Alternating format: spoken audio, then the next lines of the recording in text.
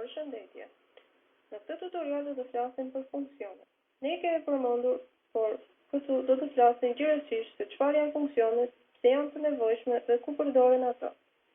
Një program kompjuterik është i përbërë nga shumë funksione. Një prej tyre është edhe funksioni main, i cili është edhe funksioni kryesor i çdo programi. Qëllimi i funksioneve është që të bëjë diçka. Pra ne i japim instruksione brenda një funksioni dhe ai do të bëjë diçka dhe do të rikthejë një vlerë. Çdo program kemi thënë që fillon me funksionin main. Dhe si fillim shkruhet tipi i kthimit dhe emri i funksionit. Në tutorialet e kaluara, instruksionet i kemi dhënë që të gjitha brenda këtij funksioni main. Por tashmë do të kalojmë në funksione jashtë mainit. Prandaj them pak më poshtë se do të njihemi me funksionet e tjera. Ndonjëherë funksionet bëjnë llogaritje. Si për shembull, kthejnë një vlerë dhe ato funksione që bëjnë llogaritje kanë tipin e rikthimit integer ose karakter apo double. Me të gjitha këto do të njihemi në vazhdim.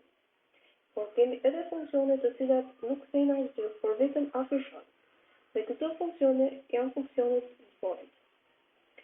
Siç thamë, kemi tipin e rikthimit void, emrin e funksionit, të cilit ja vendosim afishimin,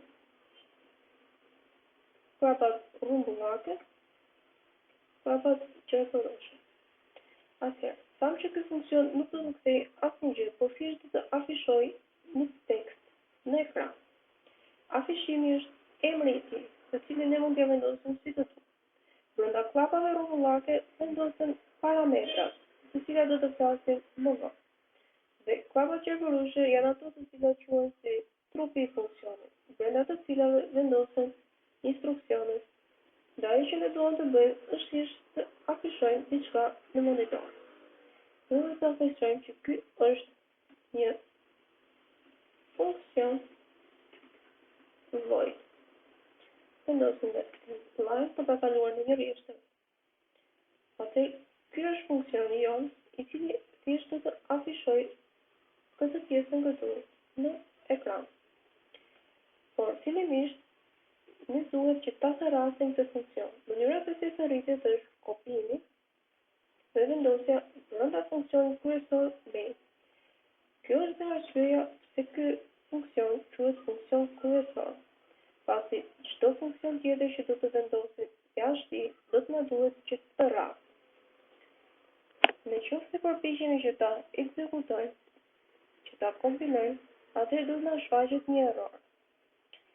Sepse siç kemi thënë, programet fillojnë nga lart. Kjo është input libreria dhe kalojmë te funksioni main.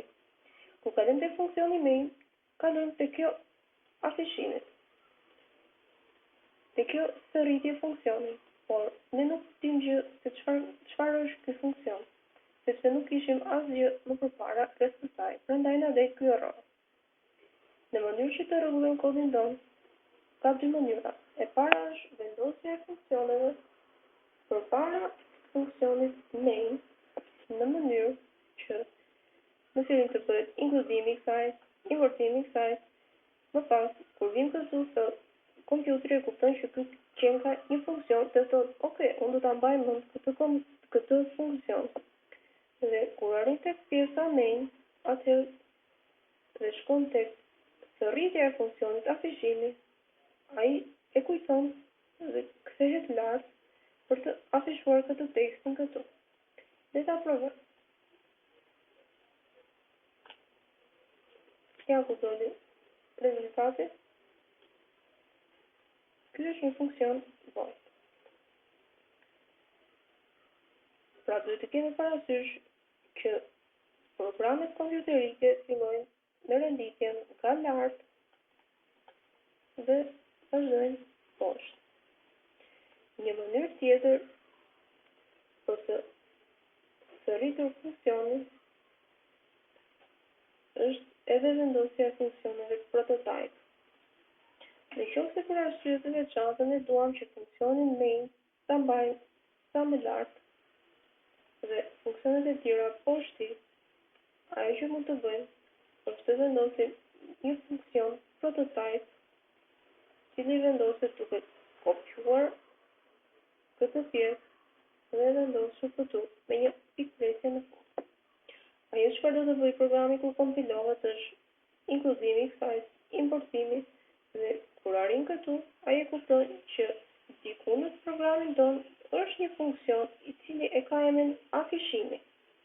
Dhe ne do ta përdorim më vonë dhe duhet ta gjejmë.